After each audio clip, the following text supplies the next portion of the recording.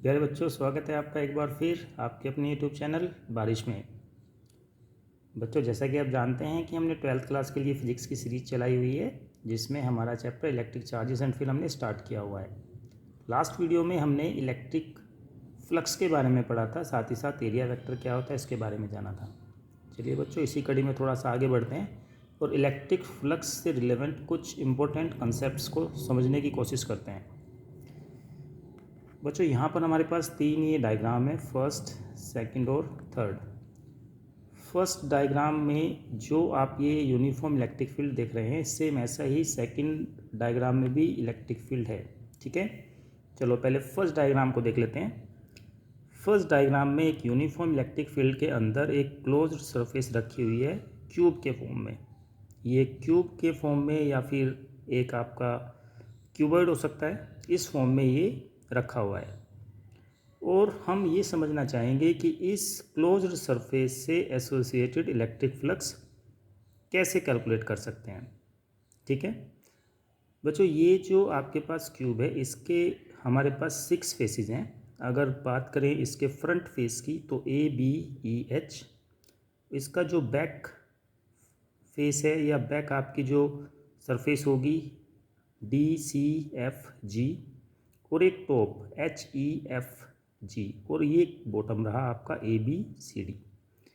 तो अभी हमने जो बात की है, एक तो आपका फ्रंट, बैक, टॉप और बॉटम, इन फेसेस से कोई भी इलेक्ट्रिक फील्ड लाइन पास नहीं होगी, क्योंकि ये फेसेस हमारी इलेक्ट्रिक फील्ड लाइंस के पैरेलल में हैं। तो इनसे होकर के कोई भी इलेक्ट्रिक फील्ड लाइन पास नहीं होगी। ठीक है, अब अगर हम बात करें इसके साइड फेसेस की, जैसे कि BCEF या FE, एक फेस ये, और एक साइड फेस आपका ये रहा ADGH। आप देख रहे हैं कि ये जो फेसेस हैं ये सीधा परपेंडिकुलर है इलेक्ट्रिक फील्ड लाइंस के। तो सारी की सारी इलेक्ट्रिक फील्ड लाइंस या maximum electric field lines in faces से पास होगी, एंटर करेगी हमारी ADGH फेस में, और यहाँ EBCF इस वाले फेस से बाहर निकलेंगी। उम्मीद है आपको समझ में आया कि इलेक्ट्रिक फील्ड लाइंस केवल हमारे साइड फेसेस से पास होंगी। Front face, back face, top और बॉटम फेस से कोई भी इलेक्ट्रिक फील्ड लाइन पास नहीं होगी, क्योंकि ये इलेक्ट्रिक फील्ड लाइंस के पैरेलल में है ये फेसेस। ठीक है, अब बच्चों हम ये जानते हैं कि इलेक्ट्रिक फ्लक्स एक स्केलर क्वांटिटी होती है। तो जितना इलेक्ट्रिक फ्लक्स, मान लेते हैं कि इसमें इलेक्ट्रिक फील्ड लाइंस एंटर करने से इस सरफेस से एसोसिएटेड इलेक्ट्रिक फ्लक्स नेगेटिव है, तथा जो हमारी इलेक्ट्रिक फील्ड लाइंस जिस फेसेस से बाहर आ रही है या इस एनक्लोज सरफेस से बाहर आ रही हैं, उसके कारण जो फ्लक्स जनरेट हो रहा है वो पॉजिटिव है। ठीक है बच्चों, तो हम ये भी देख पा रहे हैं कि यहाँ पर जितनी इलेक्ट्रिक फील्ड लाइंस एंटर करेगी साइड फेस से, दूसरे साइड फेस से उतनी ही इलेक्ट्रिक फील्ड लाइंस बाहर आएंगी। तो यहाँ पर अगर इलेक्ट्रिक फ्लक्स नेगेटिव हम कंसिडर करते हैं, तो दूसरे साइड फेस पर उतना ही इलेक्ट्रिक फ्लक्स हमारा पॉजिटिव काउंट करेंगे हम। तो देखा जाए तो ओवरऑल इलेक्ट्रिक फ्लक्स जो इस एनक्लोज सरफेस से होगा वो जीरो होगा। आपके जो फ्रंट है, बैक है, टॉप और बॉटम, इनसे तो कोई इलेक्ट्रिक फील्ड लाइंस पास हो ही नहीं रही है, तो इन 4 फेसेस से एसोसिएटेड फ्लक्स तो जीरो हो गया। ठीक है, अब जिनसे पास हो रही है, ये जो साइड फेसेस हैं, एक से नेगेटिव इलेक्ट्रिक फ्लक्स एसोसिएटेड है और दूसरे से उतना ही पॉजिटिव इलेक्ट्रिक फ्लक्स एसोसिएटेड है, जिसकी वजह से टोटल ओवरऑल फ्लक्स जो है इस एनक्लोज सरफेस से एसोसिएटेड, उसकी वैल्यू जीरो होगी। क्योंकि यहाँ पर इलेक्ट्रिक फील्ड की इंटेंसिटी आपकी सेम है, हर एक पॉइंट पर यूनिफॉर्म इलेक्ट्रिक फील्ड है। अगर आपका यूनिफॉर्म इलेक्ट्रिक फील्ड नहीं है, मान लेते हैं कि ये इलेक्ट्रिक फील्ड आपका यूनिफॉर्म नहीं है, इस फेस पर इलेक्ट्रिक फील्ड की इंटेंसिटी कुछ और है, यहाँ पर इस फेस पर इलेक्ट्रिक फील्ड की इंटेंसिटी कुछ और है, तब आपका इस टोटल सरफेस या कहें कि इस एनक्लोज्ड सरफेस से associated electric flux, close surface से एसोसिएटेड इलेक्ट्रिक फ्लक्स जीरो नहीं होगा। ठीक है, उम्मीद है बच्चों आपको समझ में आया होगा। अब इसका एक और सेकंड आप देखिए, यहाँ पर हमारे पास एक हॉरिजॉन्टल सिलेंडर है ये इलेक्ट्रिक फील्ड लाइन सेम इसी तरीके से आ रही है जैसा आपके फर्स्ट डायग्राम में था, सेम ऐसे ही है। तो हमने ये जो टोटल सरफेसेस थी इसको 3 सरफेस में डिवाइड कर लिया।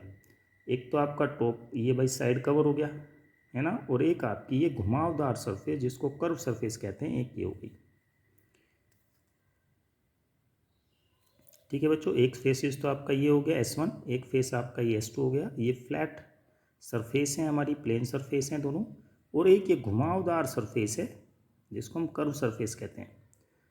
आप अगर थोड़ा सा ध्यान दें तो इस कर्व सरफेस से कोई भी इलेक्ट्रिक फील्ड लाइन पास नहीं होगी, क्योंकि ये कर्व सरफेस आपकी इलेक्ट्रिक फील्ड लाइंस, अगर हम माने कि ये कर्व सरफेस लाइन से मिलकर के बनी हुई हैं, तो सारी की सारी लाइन जो कर्व सरफेस पर आएंगी वो लाइंस आपकी इलेक्ट्रिक फील्ड लाइंस के पैरेलल होंगी, इस सरफेस के पैरेलल होगी, जिसके कारण इसकी कर्व सरफेस से कोई भी इलेक्ट्रिक फील्ड लाइंस पास नहीं होगी। तो S3 से एसोसिएटेड इलेक्ट्रिक फ्लक्स कितना हो गया आपका यहाँ पे 0। अब सेम केस ऐसा यहाँ पे भी लागू हुआ था हमारे पास में कि साइड फेसिस से इलेक्ट्रिक फील्ड एंटर किया और जो है वहाँ से एग्जिट हुआ। तो यहाँ पर इलेक्ट्रिक फील्ड लाइन एंटर कर रही है तो इसके कारण आपका इलेक्ट्रिक फ्लक्स नेगेटिव हो जाएगा। उतनी ही इलेक्ट्रिक फील्ड लाइंस इस फेस से बाहर निकल रही हैं तो इसके कारण यहाँ पर इलेक्ट्रिक फ्लक्स पॉजिटिव हो जाएगा।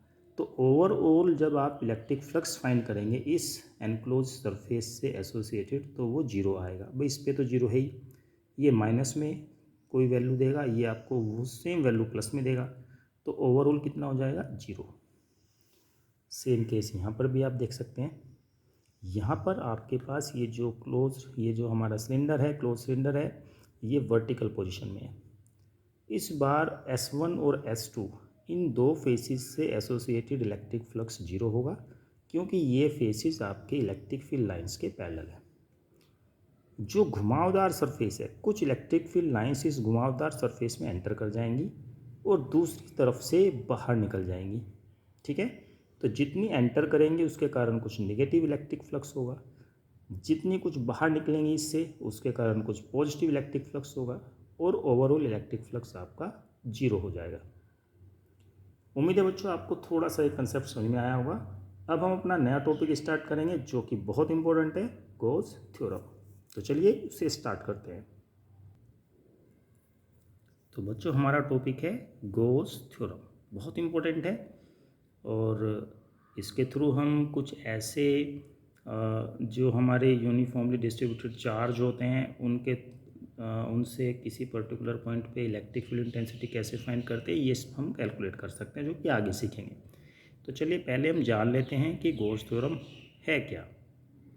बच्चों अभी हमने थोड़ी देर पहले कुछ एनक्लोज्ड सरफेसेस की बात की।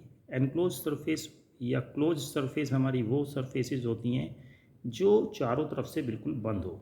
ठीक है, जहाँ पर जैसे आपका कोई स्फेरिकल सेल है, जैसे कोई बॉल हो गई आपकी, अंदर से खोखली है, होलो है, तो ये भी हमारी क्या है, एक एनक्लोज सरफेस है।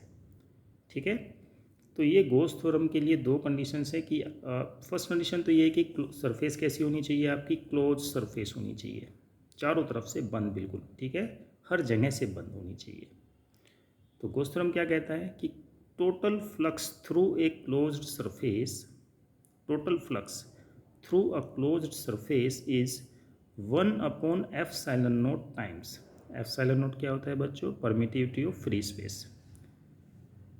इतने टाइम्स यानी कि इतना गुना होना चाहिए the net charge enclosed by the closed surface, यानी कि उस क्लोज्ड सरफेस के अंदर जितना भी चार्ज है उस चार्ज का मल्टीप्लाई होता है 1/ε0, और जो रिजल्ट आपको मिलेगा वो उस सरफेस से, उस क्लोज सरफेस से एसोसिएटेड इलेक्ट्रिक फ्लक्स होगा। ठीक है, अगर मैथमेटिकल बात करें तो उसको हम ऐसे डिनोट कर सकते हैं, φe आपका इलेक्ट्रिक फ्लक्स हो गया, ये कहलाता है बच्चों आपका साइक्लिक इंटीग्रेशन E.ds। ds यहाँ पे बहुत छोटा वेक्टर है, छोटा एरिया है, एरिया वेक्टर। ठीक है, उसको आप साइक्लिक इंटीग्रेशन कर दे रहे हैं और ये आपका Q/ε0 होता है, क्योंकि 1/ε0 को मल्टीप्लाई करेंगे Q से, ये Q इनसाइड है, यानी कि जो क्लोज्ड सरफेस के अंदर का जो चार्ज है हम उसकी बात कर रहे हैं बस। यहाँ पर बच्चों ये ds वेक्टर बहुत छोटा है, और साइक्लिक इंटीग्रेशन जब हम ds का करेंगे यहाँ पे पहले तो ई डॉट ए यानी कि आपका डॉट प्रोडक्ट की वैल्यू रखेंगे, फिर जो साइक्लिक इंटीग्रेशन है वो डी एस के थ्रू होगा। चलिए इसको आगे हम देखेंगे कैसे इसको प्रूफ करते हैं। बच्चों यहाँ पर एक पॉइंट चार्ज है क्यू, ठीक है, और आपके पास एक स्पेरिकल गॉसियन सरफेस है। गॉसियन सरफेस एक इमेजिनरी सरफेस हो सकती है, आप इमेजिन कर सकते हैं इसको, ठीक है। ये एक इमेजिनरी गॉसियन सरफेस है और ये सरफेस स्पेरिकल है, एक बॉल टाइप है, होलो बॉल टाइप, ठीक है, जिसका रेडियस हमने आर मान लिया यहाँ पे, ठीक है। और इसके जो पॉइंट, जो उसका सेंटर होगा गॉसियन सरफेस का, स्पेरिकल गॉसियन सरफेस का, इसके सेंटर पे ही हमारा ये चार्ज रखा गया है, ठीक है। तो अब हम अगर इस पॉइंट चार्ज से इस गॉसियन सरफेस के किसी भी पॉइंट पर इलेक्ट्रिक फील्ड फाइंड करना चाहते हैं तो उसके लिए हमारे पास क्या फॉर्मूला रहेगा, E = 1/4πε0 इंटू Q/r²। किसी भी पॉइंट पर है। हम ये भी मान लेते हैं कि ये जो आपकी स्पेरिकल सरफेस है, इस स्पेरिकल सरफेस का टोटल एरिया S है। इस पर बहुत छोटा सा एरिया हमने यहाँ पे ds लिया है, जिसका एरिया वेक्टर ds इस तरीके से है, और इस डायरेक्शन में इस एरिए पे, इस छोटे से एरिए पे जो इलेक्ट्रिक फील्ड की आपकी डायरेक्शन होगी, क्योंकि ये पॉजिटिव चार्ज है तो बाहर की तरफ होगी, और हम ये भी देख पा रहे हैं कि एरिया वेक्टर और E के बीच में एंगल यहाँ पे 0 डिग्री है, ठीक है। इतनी सी बात। आपके पास क्या है, इसके सेंटर में यहाँ पे प्लस Q चार्ज रखा हुआ है और एक गॉसियन सरफेस है जिसका रेडियस कितना है R।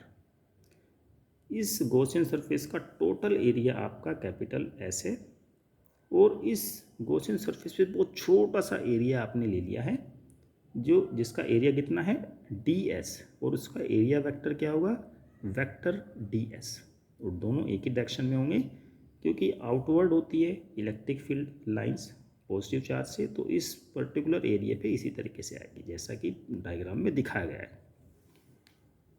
तो सबसे पहले आपने हर एक पॉइंट पर इलेक्ट्रिक फील्ड इंटेंसिटी के लिए ये फॉर्मूला लिख दिया। उसके बाद ये भी हम देख पा रहे हैं, if we are considering the diagram, angle between ds and E = 0, यानी कि थीटा की वैल्यू यहाँ पे 0, ठीक है। अब फ्लक्स थ्रू ds, हम केवल इस छोटे से एरिए के लिए कितना फ्लक्स निकलेगा इससे उसको कैलकुलेट कर रहे हैं।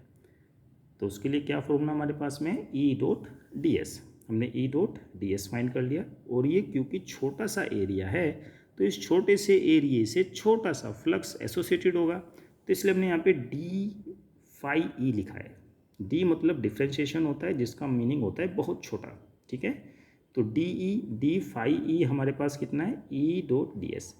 अब क्योंकि E.ds एक हमारा डॉट प्रोडक्ट है, तो इसको हम डॉट प्रोडक्ट को E.ds cos थीटा, थीटा की वैल्यू यहाँ पे 0 हमने रख दी, तो ओवरऑल हमारे पास E.ds आ गया, ठीक है ना। d कोई अलग से यूनिट नहीं है, ds कंबाइंड है, ध्यान रखना, ठीक है। d डिफ्रेंशिएशन होता है।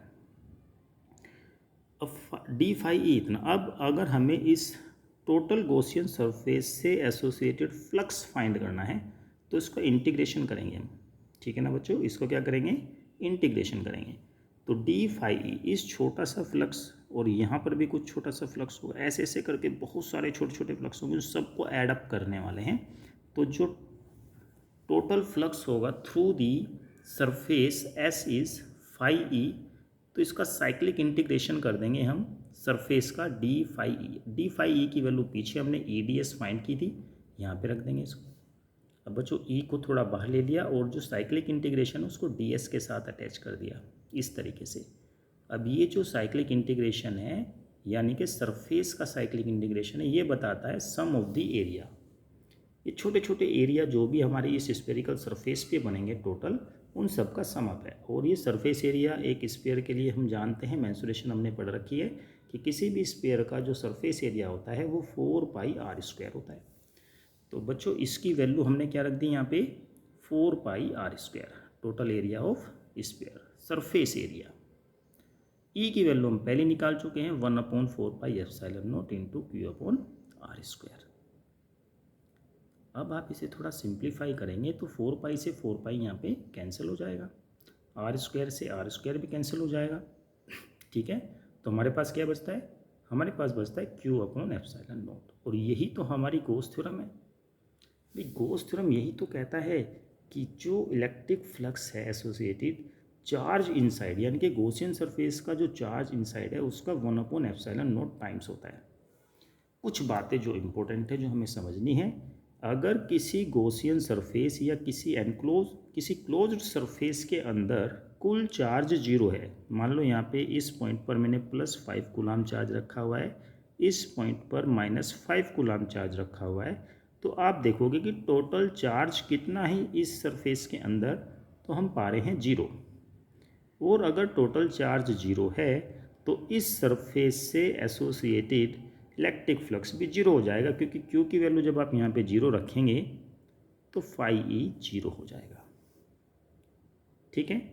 एक बात, अगर कोई चार्ज, मान लो अंदर तो कोई चार्ज नहीं है, पर मान लेते हैं बाहर कोई चार्ज है, बाहर कोई चार्ज है, तो तब भी इस क्लोज्ड सरफेस से एसोसिएटेड इलेक्ट्रिक फ्लक्स 0 होगा, क्योंकि गॉस थ्योरम जब बात करता है किसी चार्ज की तो चार्ज एनक्लोज्ड होना चाहिए उस क्लोज सरफेस से, या क्लोज सरफेस के अंदर ही होना चाहिए।